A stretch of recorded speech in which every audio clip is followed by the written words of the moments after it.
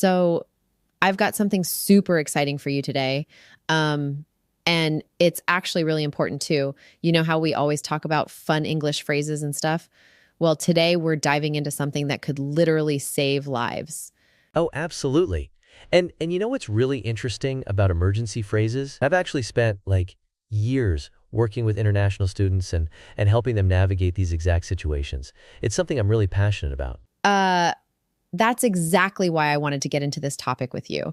Like, I've always wondered, what happens if you're in a foreign country and there's an emergency, right? You know what? That's such a critical point because like in emergencies, every second counts. And when you're dealing with a language barrier, well, it can make things so much more complicated. I mean, I've seen this firsthand working with like exchange students and travelers. This is going to be such a helpful QuickSpeak English episode, especially for people traveling or living abroad. Absolutely. And you know what's great?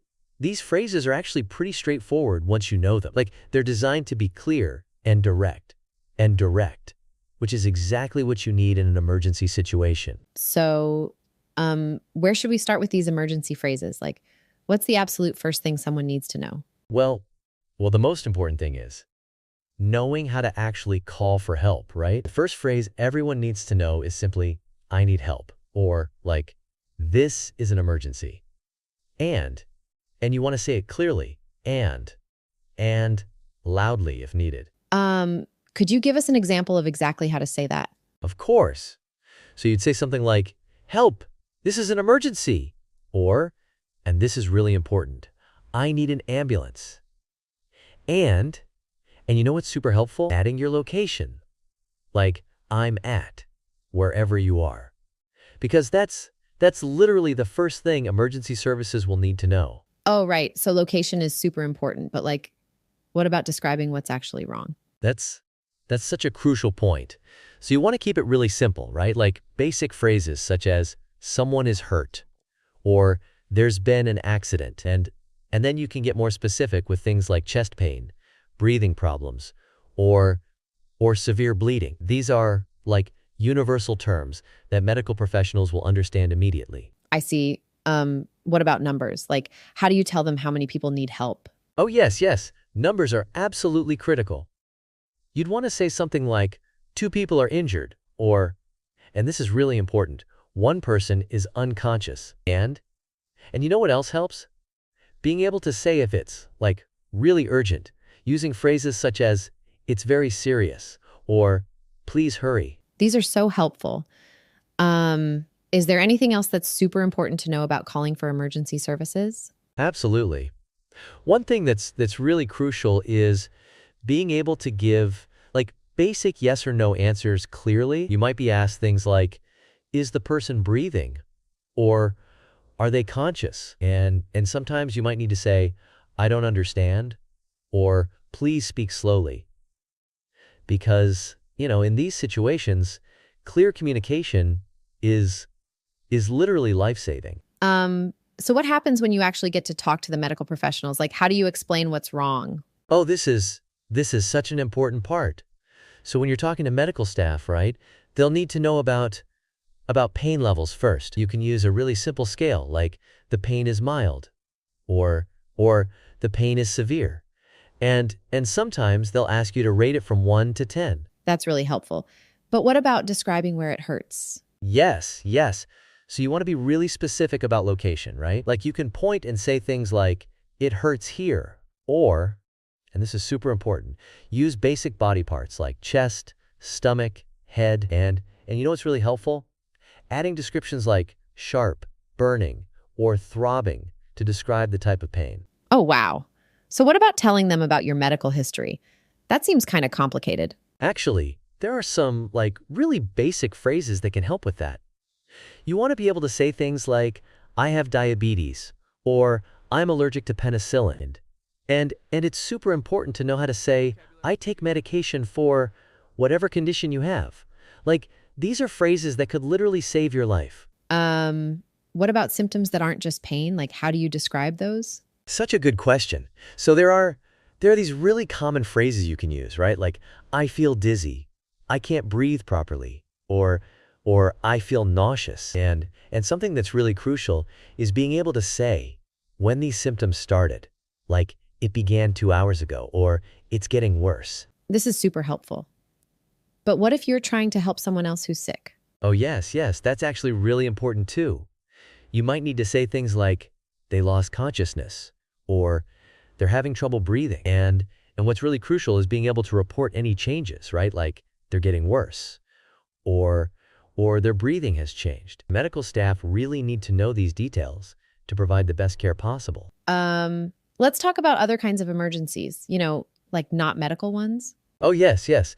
This is actually super important because, emergencies come in all shapes and sizes, right? And the first thing you absolutely need to know is how to report a fire. Like you'd say, there's a fire at, and give the location, and make sure to mention if anyone's trapped inside. That sounds really scary.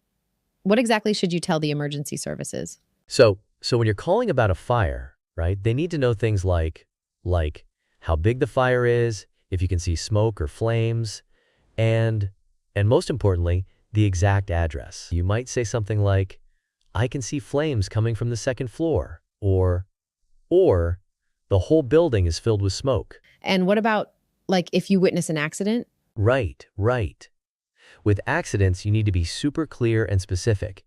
You want to say things like, there's been a car crash, or someone's fallen from a height. And what's really crucial is describing how many people are involved, right? Like, 2 cars have collided, or 1 person is trapped. What other details do emergency services usually need? Oh, this is really important.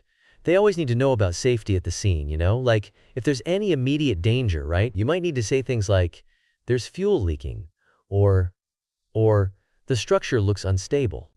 And something people often forget is describing any hazards that emergency responders might face when they arrive. So what about if you need to report a crime? Such an important point. When reporting a crime, you want to stay calm and be as detailed as possible, right? You might need to say things like, I've just witnessed a theft, or there's someone breaking into a house. And what's super important is noting key details, like descriptions of people involved, direction they went, and any vehicles you might have seen. Something I've been wondering about, like, are emergency responses different in various English-speaking countries? Oh my goodness, yes. This is actually such a great point because, while the basics are similar, there are some really important differences that people need to know about, right? What kind of differences should people be aware of? So first off, the emergency numbers are different, right? Like in the US and Canada, it's 911, but in the UK, Australia, and New Zealand, you'd call 999 or 112. And what's really interesting is how the operators might respond to you, How do you mean? Well, in the US, they might say, 911, what's your emergency? But in the UK, they'll ask, which service do you require? And you need to specifically say if you need police, fire, or ambulance, right? And something really important is that different countries use different terms for the same things. Like what kind of terms? So in the US, you'd say emergency room or ER, but in the UK and Australia, they call it accident and emergency or A&E. And even simple things like in the US, you'd say elevator, but in the UK, it's lift, which could be super important in an emergency situation, What about how emergency services interact with people? That's actually really crucial.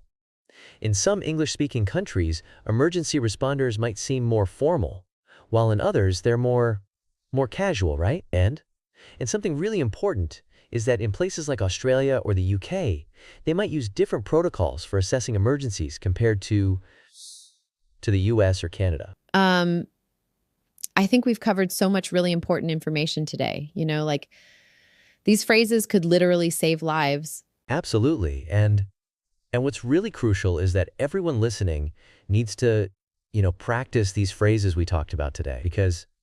Because when you're in an emergency situation, that's not the time to start figuring out what to say, right? What would you say are like the most essential phrases people should remember? So the absolute basics are, I need help, and this is an emergency. And something that's super important is being able to say where you are, right? Like, I'm at, followed by your location. And and don't forget about being able to describe what's wrong, you know? Second paragraph in the dialogue. So I got something super cool for you today, Lily. Something I think you'll really, really dig. It's all about, English for emergencies. Like, what do you say when things go sideways? You know what I mean? Oh, I absolutely love this. English for emergencies, you say? That's so practical and so important. I'm so excited to dive into this. Tell me everything. What have you got for our QuickSpeak English listeners today? Okay, so imagine this. You're like in a foreign country and something bad happens. You need help, right? But you don't know the right words to say. It's scary, right? Totally, totally. It can be utterly terrifying. Knowing the right phrases in a critical situation can be, well, it can be life-saving, literally. So, what kind of phrases are we talking about here, Sophia? Give us the goods. Well, first off, there's the obvious stuff, help, fire, police. Like those are essential, right? Absolutely. Those are the foundational phrases, the ones you shout out in the heat of the moment. Short, sharp, and to the point. They cut through the noise and instantly communicate the urgency of the situation. But there's so much more to it than just those three words, isn't there? Yeah, totally. What if you need a doctor, or what if you're lost or hurt? Excellent points, Sophia. Those are crucial scenarios to cover. I need a doctor is a must-know phrase. And if you're lost, you could say, I'm lost. Can you help me? Or even simpler, where is? Followed by the place you're trying to find, like a hospital, a police station, or an embassy. If you're injured, you can say, I'm hurt. I need help. Short, clear sentences are key, especially if you're in pain or distressed. You want to convey your message quickly and effectively. Okay. So what about, what if someone's trying to, hurt you? That's a really, really important one. In a dangerous situation, shouting stop or leave me alone can be powerful. You can try to add help to attract attention. And if you can remember it, call the police. Those phrases can deter an attacker and alert others to the situation. Wow, this is like really helpful stuff. I never really thought about it like this before. It's easy to overlook these things until you're in the thick of it, right? But preparing yourself with these phrases can make a world of difference.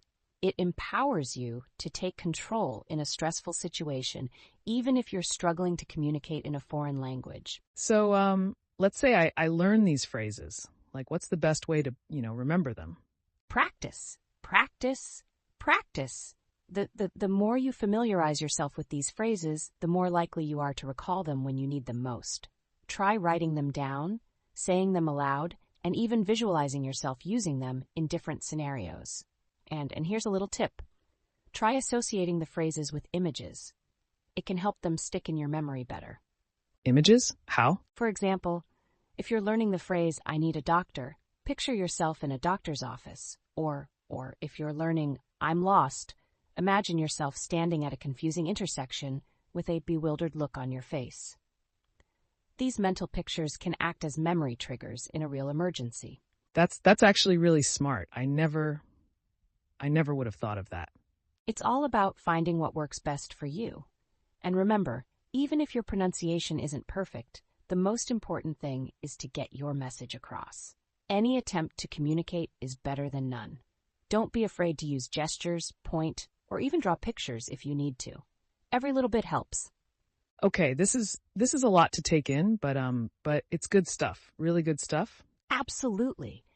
Being prepared can give you a sense of confidence and control in a stressful situation, and that can make all the difference. So go out there and practice those phrases. You never know when they might come in handy. Okay, so quick recap for our QuickSpeak English listeners. We talked about essential emergency phrases like help, fire, police, I need a doctor, and I'm lost.